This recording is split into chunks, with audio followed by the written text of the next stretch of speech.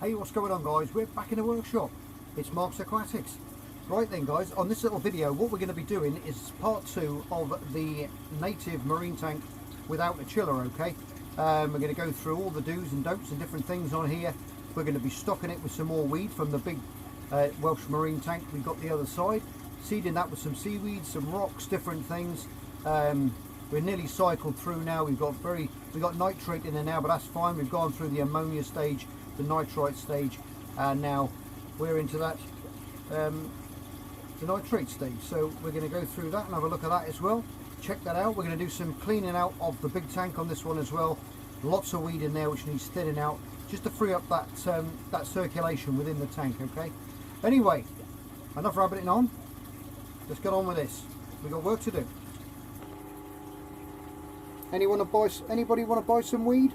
Drop it in the comment section below. Okay guys, this is 2 days later and we are now having a bacterial bloom in the water where you can see it's gone very milky. I've got the mussel on the floor down there, pre-seeded sponges in the back, but even if you didn't have those, you're still going to get this bacterial bloom. Okay, this is what happens when we put any protein in the water and it breaks down.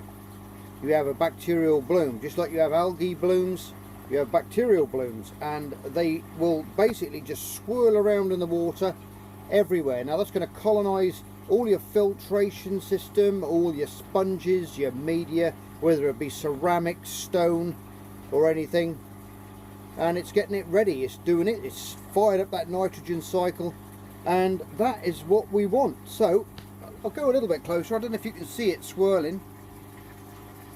I can see it swirling a little bit up here around that duck bill up there, just swirling around, and that's basically what I say. It's a bacterial bloom in the water. There's millions and millions and trillions of these things being produced at an alarming rate because of that decaying mussel down there. Okay, that's all feeding on it. Now that's, like I say, it's all seeding everything, and this is going to last for up to about a week. So I'm going to get back to you when it's cleared up, and then we'll have some better readings. Okay, focus on today's video, this little tank here. Now then, as you just saw before in the footage, as it was cycling through, we had that big algae bloom in the tank, which was literally like fog in the tank, and that's just billions of bacteria that is circulating in there. You get a bacterial bloom, everything starts, that ammonia builds up. Now we've got a little bit of mussel in the bottom there which is still breaking down.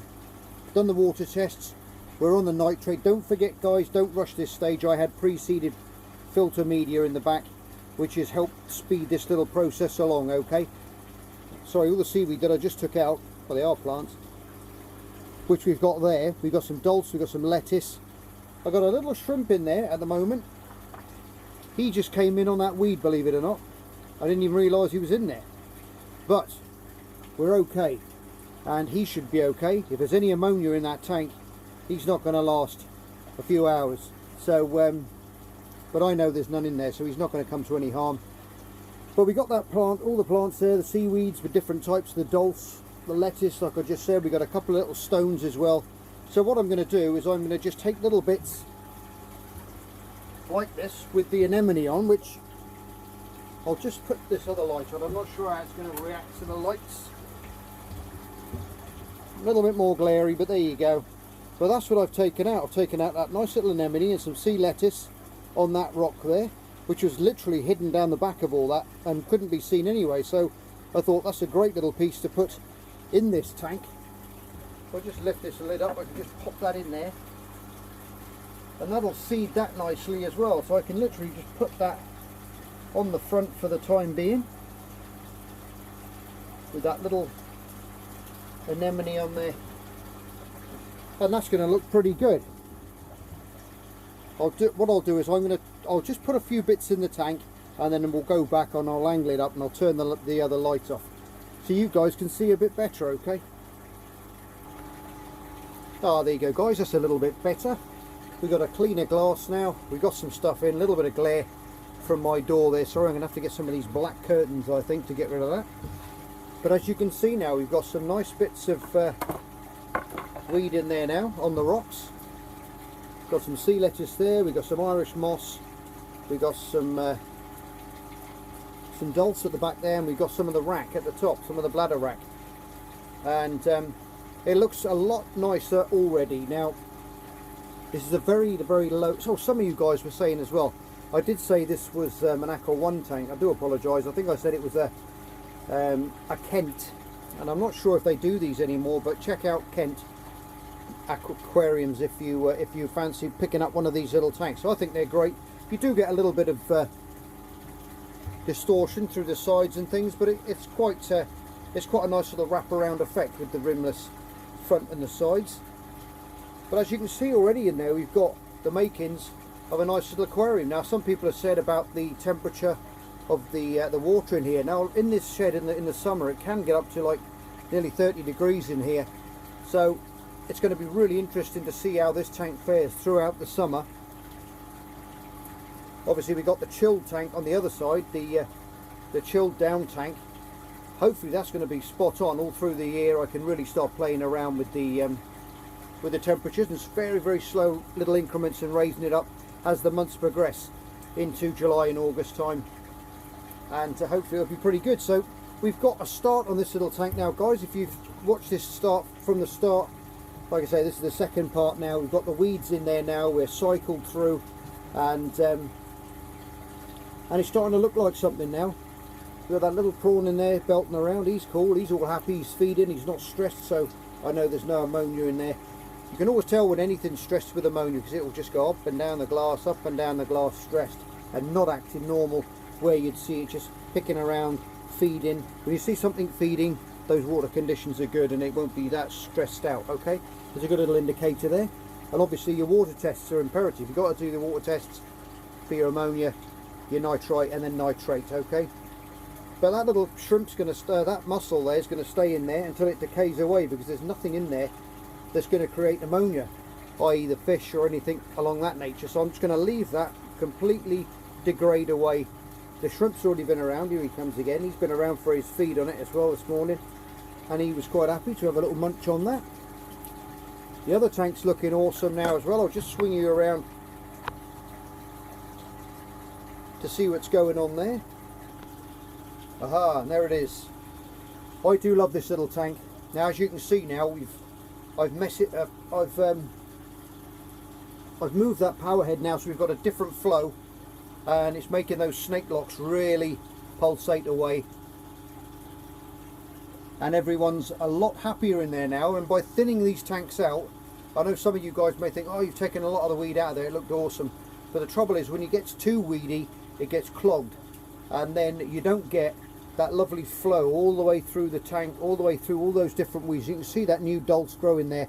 It's beautiful red, bright and shiny,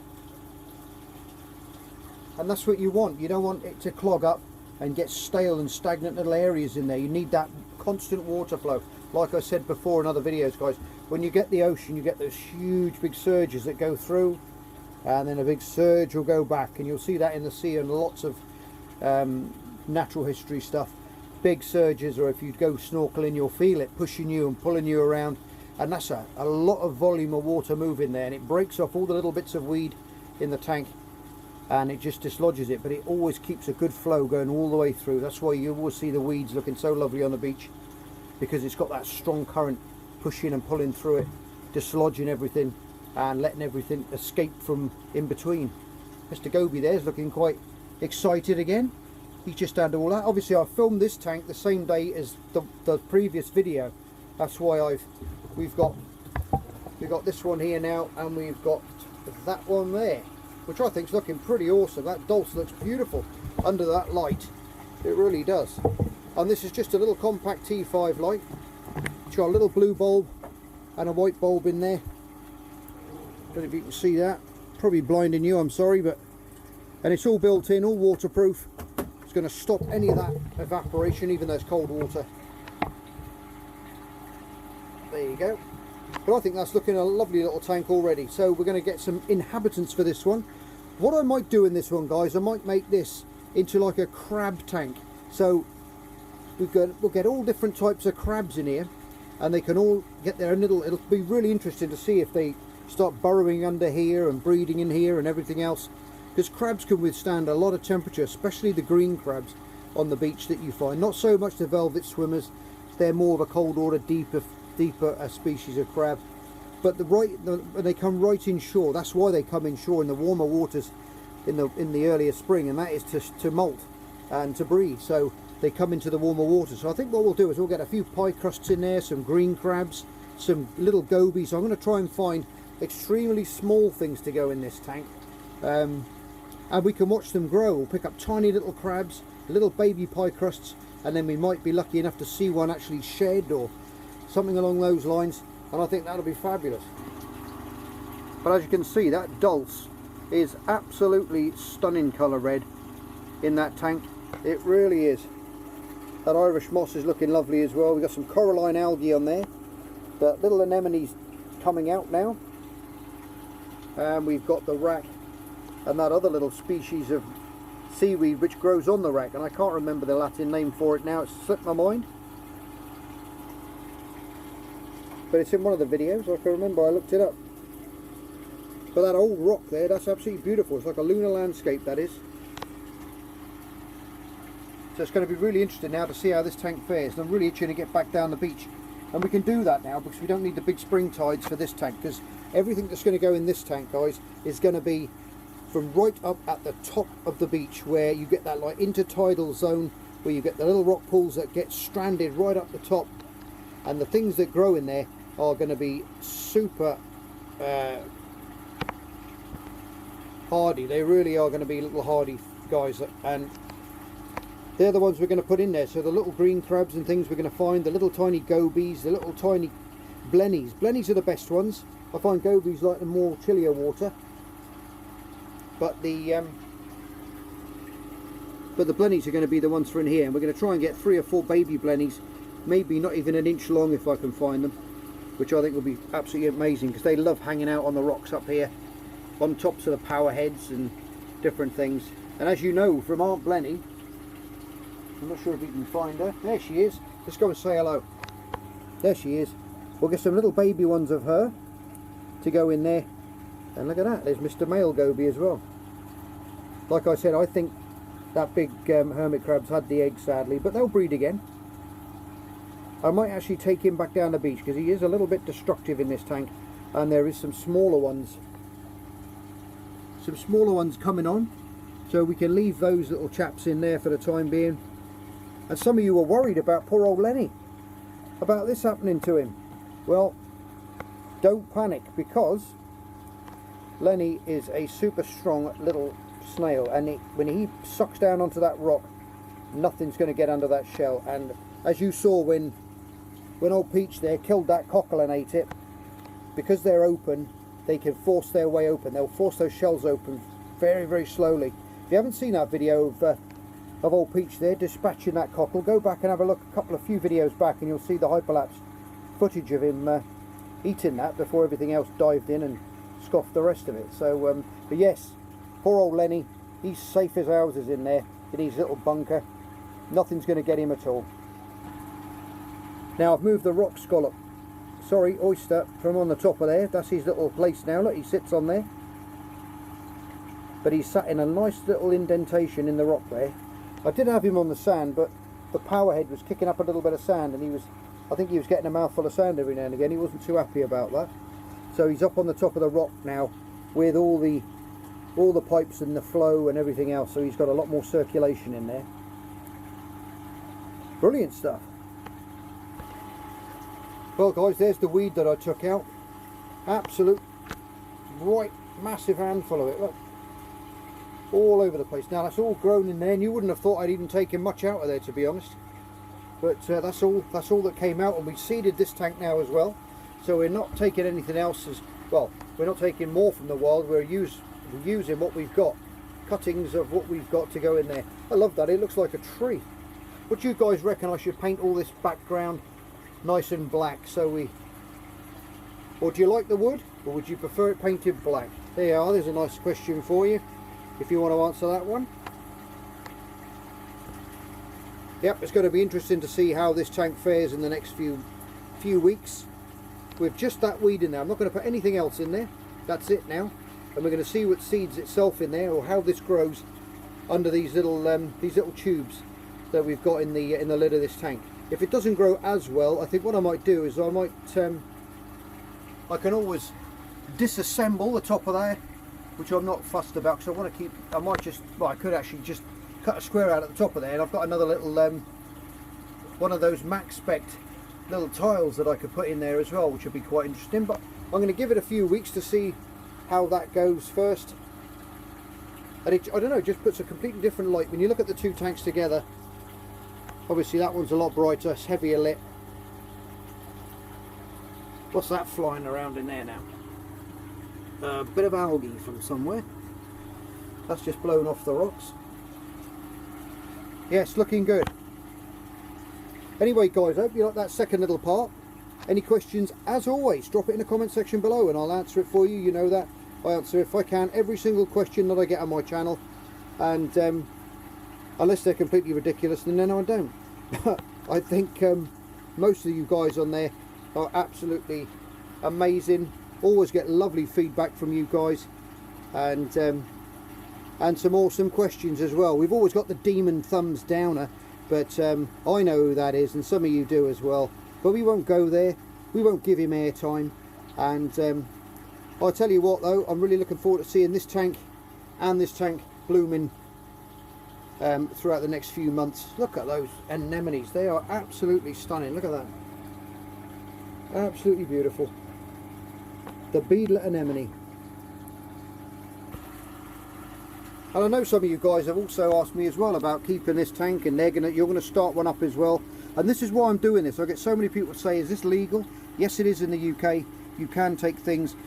You've got to be careful, I think, with hardscape and things, certain areas, I'm not sure. But I mean, I know you're allowed to take fossils from the beach. People do, they go collecting them with their kids. And I think for what people are going to take around the whole of the British coastline, to put in a tiny little aquarium is not going to have any detrimental effects on nature and on the world. So it's only a couple of little rocks, and it's not going to hurt anyone. I can't see millions and millions of people making and doing these tanks. So just be careful what you take. You don't have to have, you can have rocks from the shore, you can have nice bits of granite out your garden, you can put the weed on, makes no difference. And then you can select the tiny little bits of weed with the little tiny rocks on and sit those like I've done all over and create another scape. So it's completely up to you how you want to scape your tank out, okay? But like I said before, make sure you've always got a good flow going around the tank. You can watch the little bits of debris floating around, and that'll give you a good indication of where that current is blowing, and making sure you've got a good circulation in there. We may add a power head in here. We'll see how it goes first. Also, I'll give it a few weeks without one, because you can see there's a very slight roll in there, which is just moving that weed. And with all the shrimps in there, they'll clean all that algae off when it grows off the rocks. And we'll put some snails in there as well, different winkles. And the great thing about these tanks is as well, guys, is when the winkles want to come out, they'll all be chilling out under the lid here. They'll climb up the glass and they'll chill out here, and then when they want to go back in, they'll go back in, so they can come up for a sunbathe and then go back in the tank. So these are going to be pretty good for in the home. Obviously this one's different. I put the lid on with all these little spaces in, but like I said before, guys, here on the corner is where all those winkles were coming out, and they're all chilling out on here, maybe sometimes for 2 days, and then they were going back in, having a munch on the side of the glass. Hello guys. Oh, he told you. And having a feed and then going back. Look at that, it's amazing the amount of oxygen that's getting produced from the weed, hurling away just like an aquascape. Absolutely beautiful. Anyway guys, I'm going to leave it there. It's been rolling along for a while now. I know you guys said you wanted to have longer videos, so here's a longer video, and I hope you enjoyed it. If you have enjoyed it, give it a thumbs up please, I'd love that. And also, if you're not subscribed to the channel, hit that subscribe button and that notification bell for up and coming videos, and you won't miss any that way. Okay, look at that lovely green snake lock anemone with the purple tips. Look at that, absolutely stunning. Anyway guys, as always, love you loads, take care of yourselves, and I'll see you on the next edition of Mark's Aquatics. Bye for now. Don't forget to subscribe.